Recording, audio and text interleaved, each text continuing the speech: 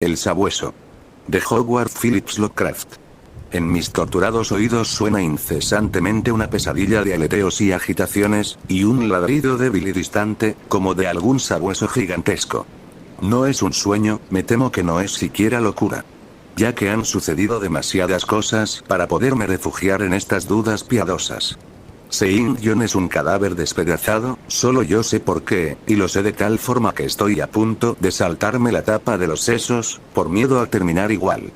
Abajo, en oscuros e ilimitados corredores de horrible fantasía, se arrastra la negra e informe némesis que me empuja a autoaniquilarme. Que el cielo me perdone la locura y la morbosidad que nos ha conducido a tan monstruoso destino. Cansados de las vulgaridades del mundo, donde incluso los goces de la fantasía y la aventura se echan a perder enseguida, Seing John y yo habíamos seguido entusiásticamente todos los movimientos estéticos e intelectuales que prometían una tregua a nuestro devastador aburrimiento. En su momento hicimos nuestros los enigmas de los simbolistas y los éxtasis de los prerrafaelistas, pero cada nuevo estado de ánimo perdía muy pronto su divertida novedad y atractivo. Solo la filosofía pesimista de los decadentes podía ayudarnos, y solo la encontramos poderosa aumentando gradualmente la hondura y perversidad de nuestras penetraciones. Baudelaire y Huysmans perdieron muy pronto todo encanto, hasta que finalmente solo nos quedaron los estímulos directos de las experiencias y aventuras más antinaturales. Fue la espantosa necesidad de emoción lo que nos movió finalmente a emprender este derrotero detestable que aún en mi actual terror menciono con vergüenza y timidez. Este ultraje humano espantoso y extremo que es la práctica abominable de saquear sepulturas. No puedo revelar los detalles de nuestras espantosas expediciones, ni catalogar, siquiera parcialmente, los peores trofeos que adornan el espantoso museo que montamos en el gran edificio de piedra donde vivíamos solos y sin servidumbre. Nuestro museo era un lugar blasfemo e inimaginable en el que, con el gusto satánico de coleccionistas neuróticos, habíamos reunido un universo de terror y descomposición destinado a hacer vibrar nuestra hastiada sensibilidad. Era una habitación secreta situada muy abajo, en el subsuelo, donde enormes demonios alados, esculpidos en basalto y en ónice, vomitaban de sus grandes bocas una luz espectral, verde y naranja, y ocultos tubos neumáticos imprimían calidoscópicas danzas de la muerte a las filas de seres sangrientos y macabros que, cogidos de la mano, había bordados en los voluminosos y negros tapices. Por estos tubos entraba, cuando así lo queríamos, los olores que nuestro ánimo apeteciera, unas veces era el perfume de pálidos lirios funerarios, otras, el hipnótico incienso de imaginados santuarios orientales consagrados a regios difuntos, y otras como me estremece el recordarlo. El espantoso, mareante hedor de sepulturas exhumadas. Alrededor de los muros de esta cámara repugnante se alineaban cajas de antiguas momias alternadas con cadáveres de aspecto atractivo y con toda la apariencia de vida, perfectamente disecados y curados por el arte de la taxidermia, y lápidas sustraídas de los más viejos cementerios del mundo. Los nichos, aquí y allá, contenían cráneos de todas clases y cabezas preservadas en diversos grados de disolución. Allí podían encontrarse calvas descompuestas de nobles famosos, y cabezas frescas y doradas de niños recién enterrados. Había estatuas, todas de tema diabólicos, algunas ejecutadas por Seing John y yo mismo. Una carpeta hecha con piel humana curtida contenía ciertos dibujos secretos y abominables que, según se decía, había ejecutado Goya, aunque no se había atrevido a reconocerlos como suyos. Había nauseabundos instrumentos musicales de cuerda, de latón y de madera, con los que Seing John y yo producíamos a veces disonancias de exquisita morbosidad y espantosa cacofonía, mientras que en una multitud de armarios de ébano taraceado, descansaba la más increíble e inimaginable variedad de trofeos sepulcrales jamás reunidos por la locura y la perversidad humanas, pero de este botín en particular no debo hablar. Gracias a Dios, tuve el valor de destruirlo mucho antes de pensar en el suicidio. Las excursiones depredadoras en las que recogimos nuestros abominables tesoros fueron siempre acontecimientos artísticamente memorables. No éramos vulgares profanadores, sino que actuábamos tan solo de acuerdo con determinados estados de ánimo, paisaje, ambiente, época del año y fase de la luna. Estos pasatiempos eran para nosotros la más exquisita forma de expresión estética, y poníamos en cada detalle un meticuloso cuidado técnico. Una hora inapropiada, un efecto de luz desentonado, o una manipulación torpe de la tierra húmeda, destruirían para nosotros esa vibración extática consiguiente a la exhumación de un siniestro y burlesco secreto de la tierra. Nuestra búsqueda de escenarios originales y de condiciones emocionantes era febril e inaccesible. Seung-Yoon era siempre el que iba delante. Y fue él quien abrió la marcha finalmente hacia ese lugar detestable que nos acarreó nuestra espantosa e inevitable condenación. Pero, ¿qué maligna fatalidad nos atrajo a aquel terrible cementerio holandés? Creo que fueron los oscuros rumores y leyendas, las historias de que había allí enterrado, desde hacía siglos, alguien que en sus tiempos había sido también profanador, y había robado un objeto poderoso de un sepulcro excepcional. Aún puedo recordar la escena, en estos momentos finales. La pálida luna otoñal iluminaba las sepulturas, proyectando largas, horribles sombras. Los árboles grotescos, lúgubremente inclinados para rozar la hierba descuidada y las gastadas losas, vastas legiones de murciélagos asombrosamente gigantescos que volaban por delante de la luna, la antigua iglesia, invadida por la maleza, apuntando su dedo inmenso y espectral hacia un cielo lívido, insectos fosforescentes que danzaban como fuegos fatuos bajo los tejos, en un lejano rincón. El olor a moho, a vegetación y a cosas menos explicables, entremezclándose débilmente en la brisa de la noche que venía de ciénagas y mares lejanos. Lo peor de todo, el ladrido débil y profundo de un sabueso gigantesco que no alcanzábamos a ver ni a localizar su dirección. Al oír esta especie de ladrido nos estremecimos, recordando las historias de los campesinos, pues aquel a quien buscábamos había sido encontrado hacía siglos en ese mismísimo lugar, destrozado y mutilado por las garras y los dientes de alguna bestia atroz. Recuerdo cómo excavamos la tumba del profanador con nuestras palas, y cómo nos emocionaba imaginarnos a nosotros mismos, la sepultura, la pálida luna observándonos, las sombras horribles, los árboles grotescos, los murciélagos enormes, la antigua iglesia, la danza de los fuegos fatuos, los olores nauseabundos, el blando gemido del viento, y el extraño, casi inaudible ladrido, imposible de localizar, de cuya existencia objetiva apenas estábamos seguros. Entonces tropezamos con una sustancia más dura que la húmeda tierra, y descubrimos una caja oblonga y podrida, incrustada de sedimentos minerales de la tierra tanto tiempo sin turbar. Era increíblemente resistente, pero tan vieja que al fin conseguimos abrirla con una palanca, y deleitar nuestra mirada con su contenido. Eran muchas, asombrosamente muchas, las cosas que allí quedaban, a pesar de los 500 años transcurridos.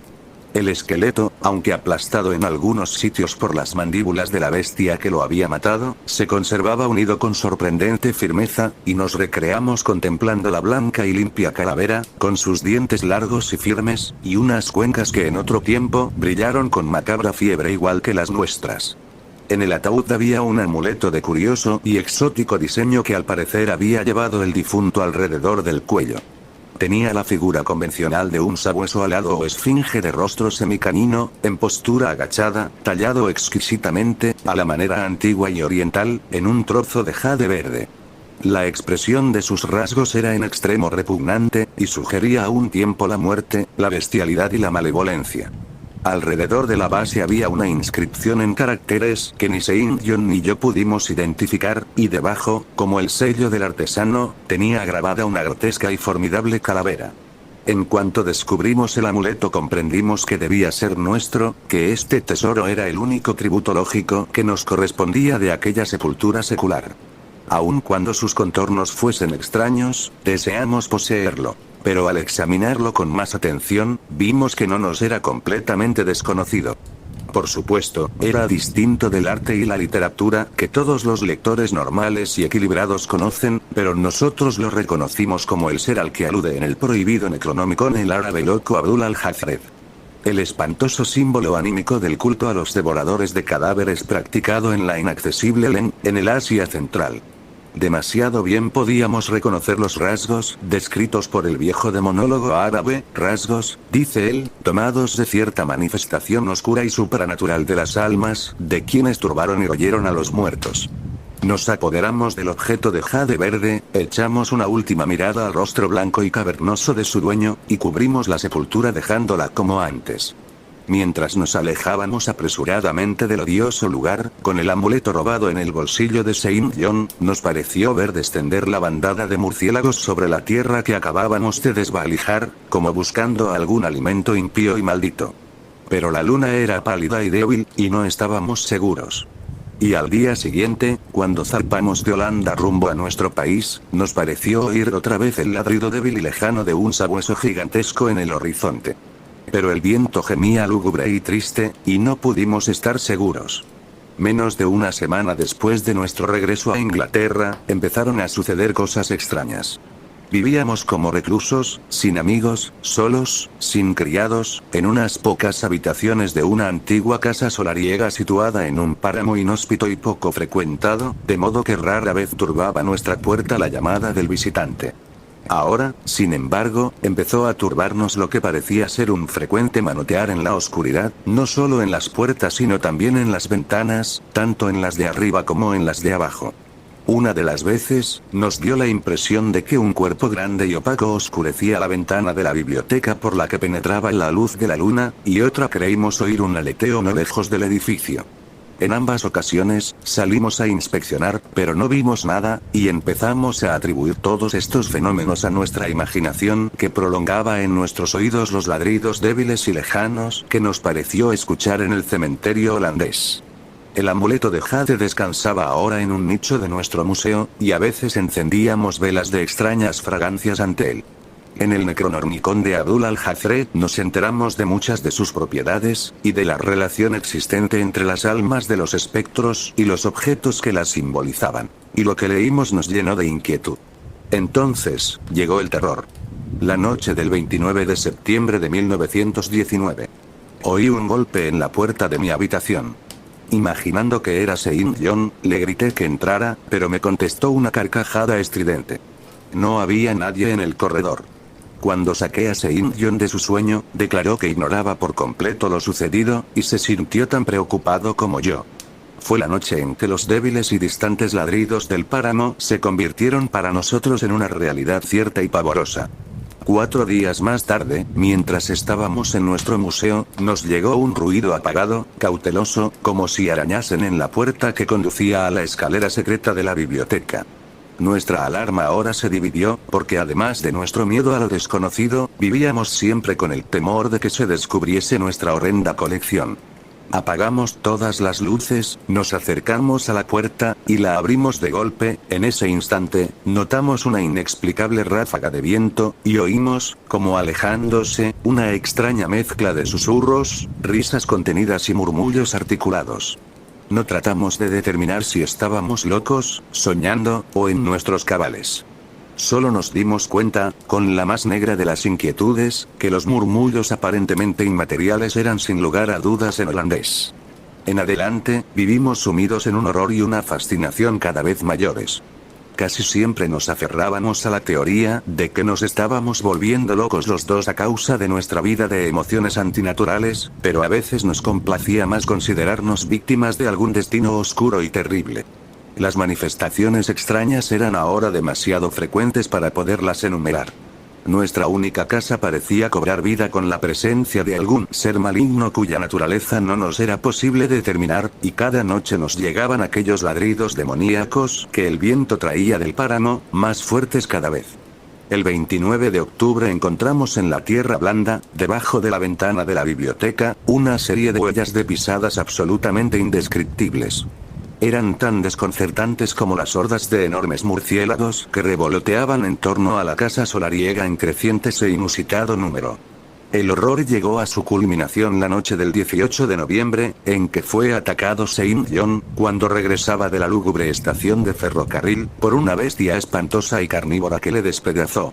Sus gritos llegaron hasta la casa, y acudí corriendo al lugar del suceso, a tiempo de oír el batir de alas y ver recortarse vagamente un ser negro y brumoso contra el disco naciente de la luna. Mi amigo estaba agonizando cuando le hablé, y no pudo contestarme de manera coherente. Todo lo que consiguió fue susurrar: el amuleto. El maldito amuleto. Y expiró, hecho un amasijo inerte de carne despedazada. Le enterré al día siguiente, a medianoche, en uno de nuestros jardines abandonados, y leí sobre su cadáver uno de los ritos infernales que tanto le habían gustado a él en vida.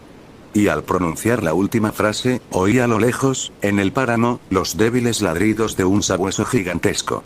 Había salido la luna, pero no me atreví a mirarla. Y al ver saltar de montículo en montículo, en el páramo débilmente iluminado, una sombra confusa, cerré los ojos y me arrojé al suelo boca abajo. Cuando me levanté, temblando, no sé cuánto tiempo después, regresé a casa tambaleante e hice una espantosa reverencia ante el entronizado amuleto de jade verde.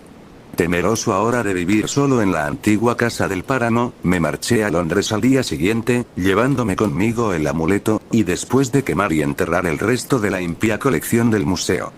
Pero 3 noches después volví a oír los ladridos, y antes de que transcurriese una semana, sentí que unos ojos extraños me miraban en cuanto oscurecía. Una noche, mientras paseaba por el dique Victoria respirando un poco de aire fresco, observé que una forma negra oscurecía uno de los reflejos de los faroles en el agua. Sopló una ráfaga de viento más fuerte que la brisa nocturna, y comprendí que no tardaría en sucederme lo mismo que a Saint John. Al día siguiente envolví cuidadosamente el amuleto de jade verde y embarqué para Holanda. No sabía qué misericordia podría conseguir restituyendo ese objeto a su dormido y silencioso propietario, pero intuía que debía hacer algo que fuese consecuente. ¿Qué era el sabueso, y por qué me perseguía? Eran cuestiones vagas aún. Pero había oído los ladridos por primera vez en aquel antiguo cementerio, y todos los sucesos siguientes, incluidas las palabras de Saint John al morir, me habían servido para relacionar la maldición con el robo del amuleto. Así que me hundí en el más profundo abismo de la desesperación cuando, en una posada de Rotterdam, descubrí que los ladrones me habían despojado de mi único medio de salvación. Esa noche los ladridos sonaron muy fuertes, y por la mañana me enteré por los periódicos de que en el barrio más ruin de la ciudad se había cometido una horrible fechoría. La chusma estaba aterrada, ya que en una de las casas se había abatido una muerte roja más espantosa que ninguno de los crímenes cometidos hasta entonces en la vecindad. En una miserable guarida de ladrones, una familia entera había sido despedazada por un ser desconocido que no había dejado rastro. Los que vivían cerca de allí habían oído durante toda la noche unos ladridos débiles, profundos, insistentes, como de un sabueso gigantesco. Así que, por último fui al impío cementerio donde una pálida luz invernal proyectaba sombras espantosas, los árboles deshojados se inclinaban lúgubremente para rozar la hierba marchita y las lápidas agrietadas, la iglesia cubierta de hiedra apuntaba su dedo sarcástico hacia un cielo hostil, y la brisa de la noche aullaba locamente por encima de las ciénagas heladas y los mares glaciales. Los ladridos sonaban ahora muy débiles, y cesaron por completo cuando llegué ante la antigua sepultura que anteriormente había violado y ahuyenté la horda inusitada de murciélagos que habían estado cerniéndose por encima de ella. No sé a qué había ido, si no era a rezar o a balbucear súplicas insensatas y disculpas al ser impasible y blanco que yacía en su interior. Fueran cuales fuesen los motivos, ataqué la tierra semihelada con desesperación, en parte mía y en parte debida a una fuerza irresistible ajena a mí. La excavación resultó más sencilla de lo que esperaba, aunque en determinado momento me interrumpió un incidente singular, un buitre flaco que descendió del frío cielo increíblemente veloz, y picoteó frenético la tierra de la sepultura, hasta que lo maté de un golpe con la pala. Por último, llegué a la caja oblonga y podrida, y quité la tapa nitrosa.